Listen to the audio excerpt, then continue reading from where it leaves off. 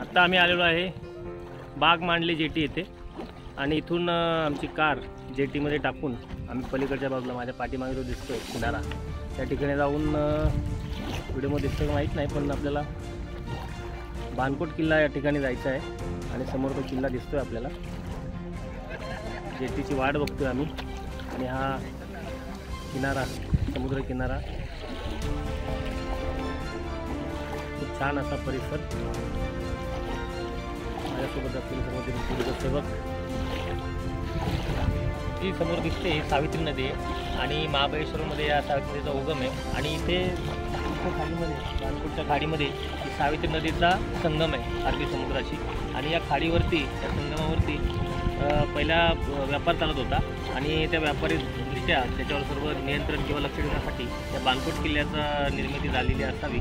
आणि समोर जे दिसतंय गाव ते आहे बानकोट गाव आणि या जेटीमार्फत तिथं सर्व दळणवळण चालतं आणि आज जेटी आलेली आपण आता गाडी टाकून कार त्याच्यामध्ये टाकून जेटीमधनं पलीकडे जाणार आहोत.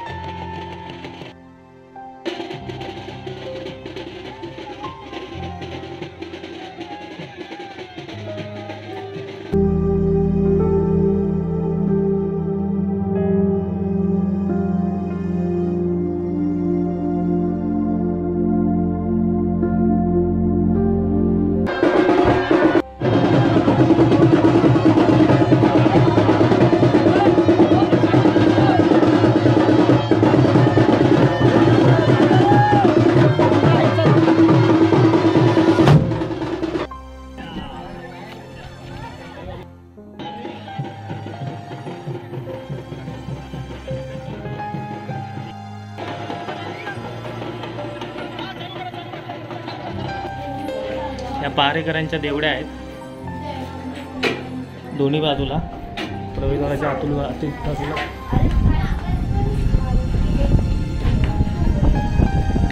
किल्ल्याच्या उत्तरेच्या बाजूला असलेला हा मुख्य दरवाजा आहे आणि आज याच सागवानी दरवाज्यात बसवण्यात आलेल्या सागवानी दरवाजांचा दुर्गापन सोहळा देखील आहे.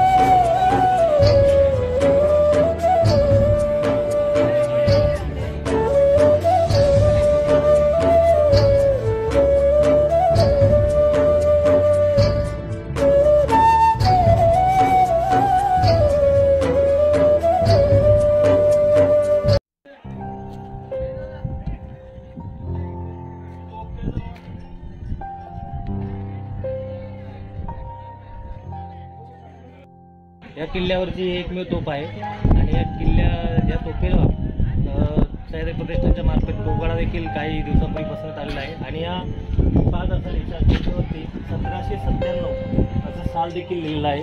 पोर्तुगीजांच्या काळातली तोफ असावी आणि छान असा सागवानी तोफगाळा सह्याद्री प्रतिष्ठानच्या मार्फत या तोफेला बसून चांगल्या पद्धतीने त्याला विराजमान बुरुजावरती करण्यात आलेला आहे. महाराज गडावर पोचले म्हणून गोडकिंडीची पावनखिंड करणारी बाजीप्रभू असतील, कोंढाणा जिंकण्यासाठी रक्ताच्या थारोळ्यामध्ये पडणारा तानाजी मालुसरे असतील, तलवारीचे तीक्ष्ण टोक मानेला लावलेलं असताना बचंगे तो और भी लढेंगे म्हणणारे दत्ताजी शिंदे असतील आणि 9 लाख मुघल सैन्याच्या बंदोबस्त असणाऱ्या औरंगजेबाच्या तंबूला सोन्याचा कळस कापून नेणारा आणि थरकाप उडवणारा संताजी या शूर मावळ्यांचे बलिदान हा इतिहास आहे या महाराष्ट्राच्या मातीचा.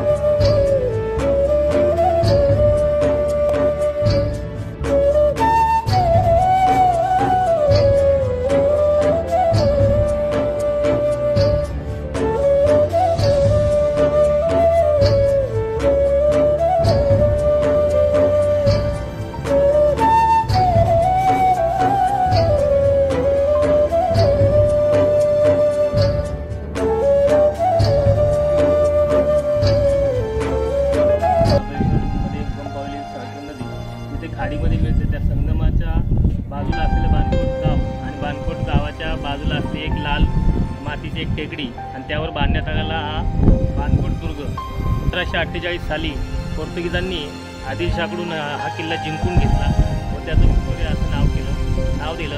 त्यानंतर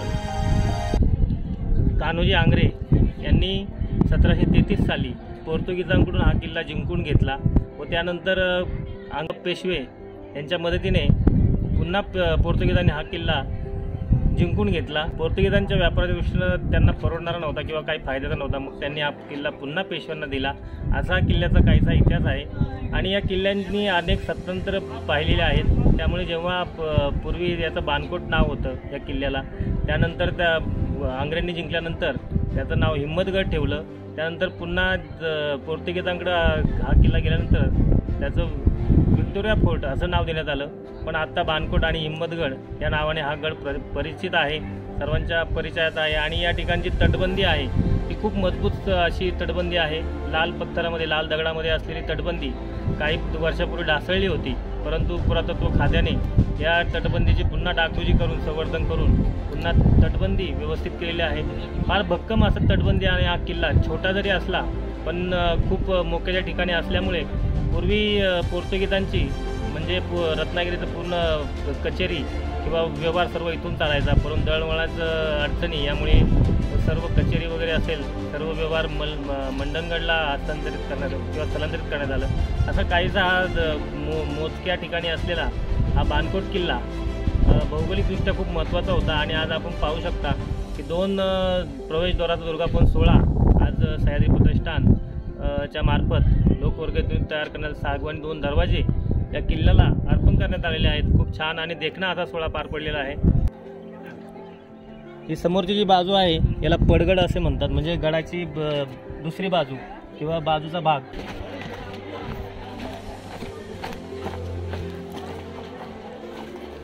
गाडलेल्या अवस्थेत असलेला इथे हा हौद आहे, आता पूर्णपणे गाडलेला आहे.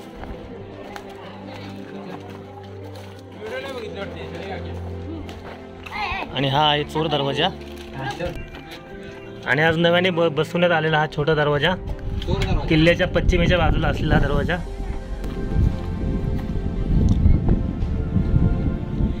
बाहेरच्या बाजूने तटबंदीच्या बाहेरच्या बाजूने आपण आता उभे आहोत आणि सुस्थितीमध्ये असलेला हा किल्ल्याचा दक्षिणेचा भाग.